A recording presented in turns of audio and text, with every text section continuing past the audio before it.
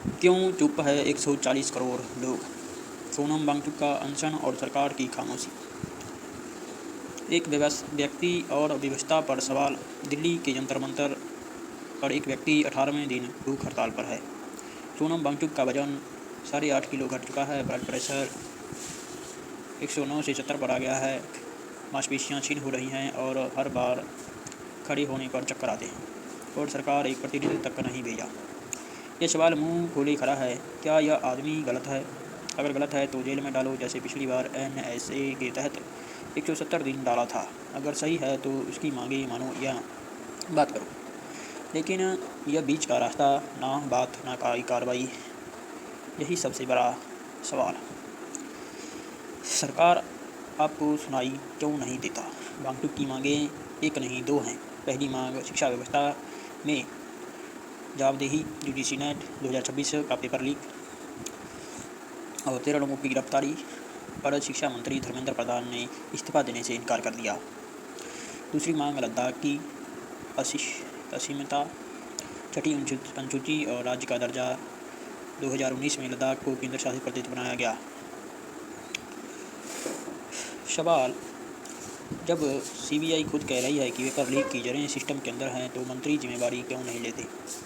जब 97% आबादी जो अनुसूचित जनजाति है डरती है कि बिना स्थानीय सहमति के विकास उनकी ज़मीन और संस्कृति नष्ट कर रहा है, तो आप सुनते क्यों नहीं? मीडिया आपको दिखाई नहीं देता। मीडिया को कुछ भी दिखाई नहीं देता। सोनम वांगचुक कोई सड़क पर खड़ा कोई आम आदमी नहीं। यह वही व्यक्ति है जिस पर आमिर खान की फिल्म 3 इडियट्स का फुनसुक वांगडू किरदार बना। फिर भी जब वांगचुक से पूछा गया कि अनशन तोड़ो, तो उन्होंने कहा, मुझे अनशन तोड़ने को कहने के बजाय सरकार से पूछो कि वह बात क्यों नहीं करती। सवाल, TRP के भूखे मीडिया को यह खबर क्यों नहीं दिखाती? 18वें दिन 8.5 किलो वजन, मांसपेशियां क्षीण और प्राइम टाइम पर बहस। TRP के मुद्दे पर क्या एक इंसान की जान इतनी सस्ती है? 140 करोड़ जनता आपको दिखाई क्यों नहीं देता?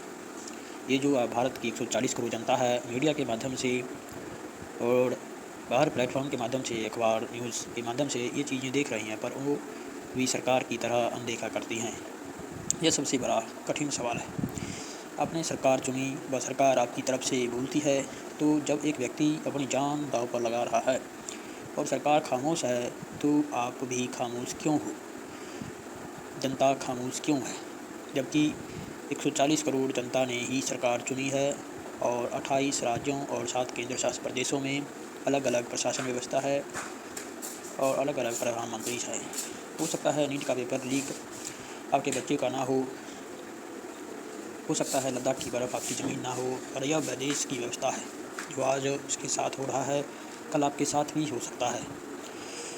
जब संसद का सत्र 20 जुलाई को शुरू होगा, तो प्रदर्शनकारी चलो संसद मार्च करेंगे।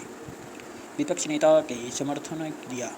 उद्धव ठाकरे, पिनी मोशी, अरविंद केजरीवाल, शशि थरूर पर सवाल विपक्ष का नहीं आपका है। क्या यह देश वाकई उस जगह है जहां सरकार जनता से बात कर नहीं ना करे, जहां एक आदमी की जान दांव पर हो और कोई सुनने वाला ना हो? दोस्तों, सोनम वांगचुक गलत है तो NSA के तहत जेल में भेजो, जैसे पिछली बार किया था। सही है तो बात करो, जवाब दो, मांगे मानो। लेकिन यह बीच का रास्ता, खामोशी, यही बताता है कि देश की शिकायत निवारण प्रणाली ठप है। 140 करोड़ की आवाज़ जब वह एक व्यक्ति के रूप में भी सुनाई नहीं देती, तो सवाल व्यवस्था पर है, व्यक्ति पर नहीं। सरकार, मीडिया, जनता तीनों को जवाब देना होगा, क्योंकि 18वें दिन भी अनशन जारी है और मौन और गहरा होता जा रहा है। दोस्तों, सरकार 140 करोड़ जनता ने चुनी है और भारत में जितने भी स्टेट्स हैं सभी को इस समाचार का जानकारी है, पर वो अपनी बनाई हुई सरकार से इसका जवाब तक नहीं मांग सकते। ये कैसी व्यवस्था और कैसा सरकार ये 140 करोड़ जनता चुनी है कि वो उनसे सवाल नहीं कर सकते, ना वो जवाब देना चाहते हैं, और जनता और सरकार दोनों ऐसे मुद्दों पर खामोशी से बैठी रहती है ना कोई कार्रवाई करती है, ना ही आपकी बात सुनती है। तो ऐसी व्यवस्था का क्या लाभ? भारत में एनटीए जैसी परीक्षाएं किसी एक विद्यार्थी से जुड़ा हुआ नहीं है। नीट की परीक्षा किसी एक व्यक्ति से या एक विद्यार्थी से जुड़ा नहीं है। ये ऑल इंडिया का एग्ज़ाम है। अगर ये केंद्र सेंट्रल का मामला आ गया, अगर देश में नेट ऑल इंडिया की एलिजिबिलिटी देता है, तो इस पर केंद्र सरकार को उनकी बातें सुननी चाहिए, विद्यार्थियों की बातें सुननी चाहिए। जबकि नीट ज़्यादातर गरीब विद्यार्थी नहीं देते हैं, जितने भी देते हैं सभी अमीर वर्ग के हैं। और एनटीए शिक्षा में बहुत बड़ी धांधली है।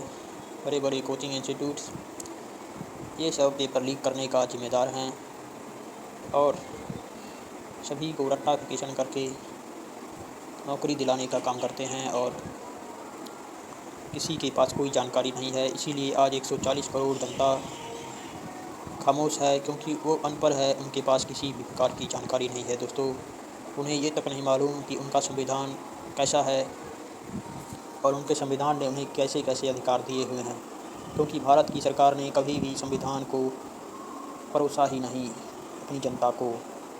अगर परोसा होता तो सभी जनता को मालूम होता उनके अधिकार, उनकी आवाज़, कभी भी हड़ताल की ज़रूरत ना होती। 140 करोड़ जनता आज भी एक अंधेरी गुफा में है, जो डरती है रोशनी की तरफ निकलने से। वही व्यक्ति रोशनी की तरफ निकल सकता है जो दार्शनिक हो, जिसके पास ज्ञान हो। ज्ञानी व्यक्ति ही बाहर निकलकर आज फुनसुक वांगडू, सोनम वांगचुक इसी रोशनी की ओर बढ़ रहे हैं।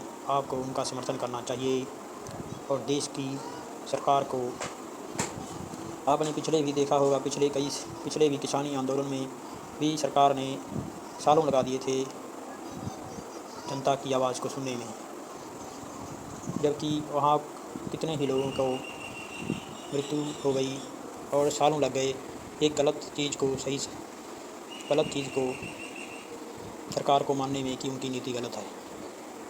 ये कैसी सरकार है दोस्तों? 140 करोड़ जनता कैसे लोगों को अपने ऊपर बैठा लेती है।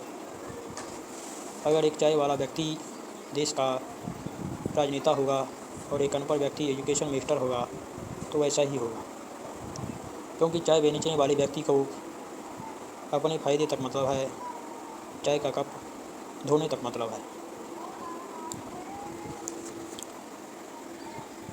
चाय वाले व्यक्ति को एजुकेशन से क्या लेना देना, एक एजुकेशन मिनिस्टर को क्या लेना देना। इसीलिए सरकार चुनते वक्त और वोट डालते वक्त दारू की बोतल और 1000 रुपये का लालच ना करें। अच्छी सरकार बनाएं, अच्छे सरपंच बनाएं, अपने जो आपके लिए काम करे, ना कि अपनी जेब में पैसे भरने के लिए। ऐसे लोग अगर आगे जाकर आप ही के लिए कुछ नहीं कर सकते, ऐसे लोग कभी आपके साथ खड़े नहीं होंगे। अगर आप भी सोनम वांगचुक की जगह होते तो आज आपकी मृत्यु हो जाती।